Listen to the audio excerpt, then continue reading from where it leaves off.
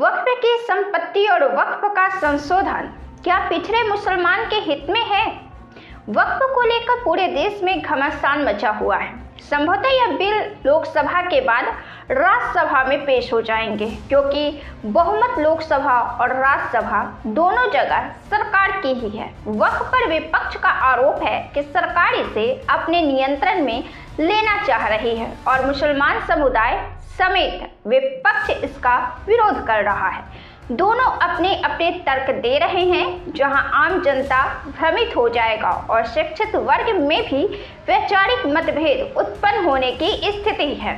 असल जो मुद्दा है और असल जो बातें हैं वह यह है कि क्या वक्फ की जो संपत्ति है वह जरूरतमंद के लिए उपयोगी साबित हो रही है।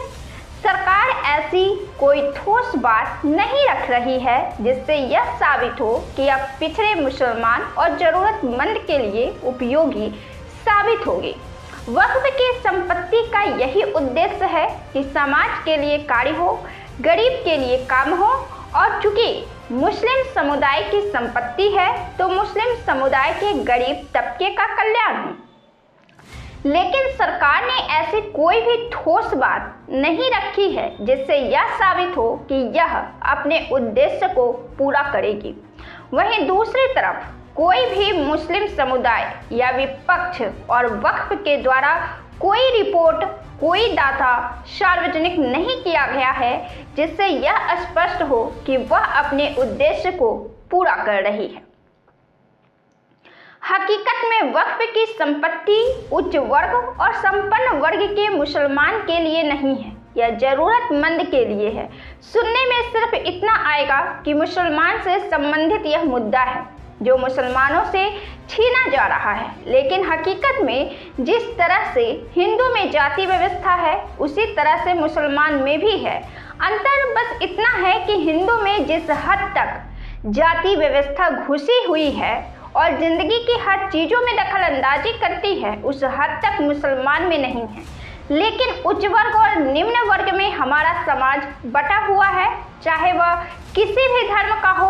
और हकीकत यह है कि जो पिछड़े हैं वे पीछे उन चीज़ों में भी रह जाते हैं जो उनके हक और अधिकार की है। राजनीति में अगर मुस्लिम को हिस्सेदारी है तो उच्च वर्ग के लिए दलित वर्ग भी यहाँ तक दो भागों में बट चुका है। एक तो मजबूत वर्ग जो सरकार के तमाम फायदे लिए हैं और एक पिछड़ा वर्ग जो आज भी दबा कुचला है, लेकिन उनके अपनी ही जाति का व्यवहार उनके साथ बदल चुका है। बाबा साहेब अम्बेडकर ऐसी तस्वीर नहीं देखी थी। वे जिस जाति व्यवस्था और असमानता के विरोधी थे वे ही दलितों में भी पैदा हो चुके हैं। दलित में भी जाति होती है और वे भी दो भागों में बटे हुए हैं और एक तबका पीछे है। यह असमानता नहीं तो और क्या है। ठीक इसी तरह मुसलमानों में भी जाति होती है और वे भी बटे हुए हैं। ऊंची और पिछड़ी जातियों में वक्फ का अधिकार सरकार डीएम को देना चाहते हैं, यानी जिला अध्यक्ष को देना चाहते हैं, और मुसलमान इसे अपने पास रखना चाहता है। लेकिन क्या दोनों स्थितियों में वक्फ की संपत्ति अपने उद्देश्य को पूरा कर पाएगी? Shikwa e Hind the political future of Indian Muslim के लेखक मुजीबुर रहमान का मानना है कि वक्फ में सुधार की जरूरत है। मौलाना आजाद नेशनल यूनिवर्सिटी के पूर्व चांसलर जफर सलेसवाला कहते हैं कि वक्फ के पास इतनी संपत्ति है कि इसका इस्तेमाल सही से किया गया होता तो सिर्फ मुसलमान ही नहीं, इस देश का हिंदू भी गरीब नहीं रहता।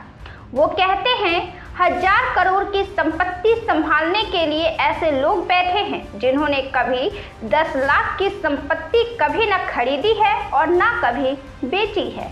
हमें ज़रूरत है कि वहाँ ऐसे लोगों को बैठाया जाए जो बेहतर तरीके से इन संपत्तियों की देखरेख कर सकें। बिहार के राज्यपाल आरिफ मोहम्मद खान ने भी वक्फ बिल पर कहा है कि जब मैं उत्तर प्रदेश में मंत्री था और वक्फ विभाग भी मेरे अधीन था तब मैंने देखा कि 90% से अधिक वक्फ मुकदमे सिर्फ 3-4 पीढ़ियों तक चलते रहे और कई दावा करने वाले होते हैं। क्या इस समस्या को समाप्त नहीं किया जाना चाहिए? अफसोस की बात है कि वक्फ संपत्तियों पर अमीर और ताकतवर लोग कब्जे करते हैं, जबकि गरीबों के लिए कुछ भी नहीं किया जाता। पसमानदा, जो मुसलमान में पिछड़ा समुदाय माना जाता है, पसमानदा मुस्लिम समुदाय के राष्ट्रीय संयोजक और Pasmanda Mansuri development research foundation के निदेशक फिरोज मंसूरी का कहना है कि यह अच्छा है कि बीजेपी अपनी इमेज को सुधारने की कोशिश कर रही है, क्योंकि पिछड़े मुसलमानों की हालात सचमुच दयनीय हैं। मुसलमानों को अपने विश्वास को साबित करने के लिए कुछ ठोस दिखाना होगा। यह देखना बाकी है कि क्या बीजेपी वास्तव में पसमानदा मुसलमानों की मदद करने के लिए काम करती है। वक्फ में भी कई खामियां हैं। वह उत्तर प्रदेश के ताजमहल को वक्फ की संपत्ति घोषित करना चाहती थी, जिसके लिए कितने केस मुकदमे हुए, जो कि राष्ट्रीय संपत्ति है। दुनिया में सबसे अधिक संपत्ति भारत के वक्फ के पास है और वक्फ देश में तीसरे नंबर की एक संस्था है, जिसके पास रेलवे और सेना के बाद सबसे अधिक संपत्ति है।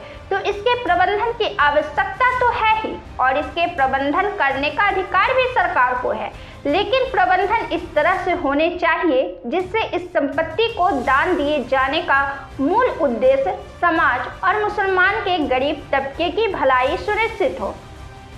कलेक्टर की रिपोर्ट के बाद अगर उस संपत्ति को सरकारी संपत्ति मान लिया जाए तो राजस्व रिकॉर्ड में वह हमेशा के लिए सरकारी संपत्ति के रूप में दर्ज हो जाएगी।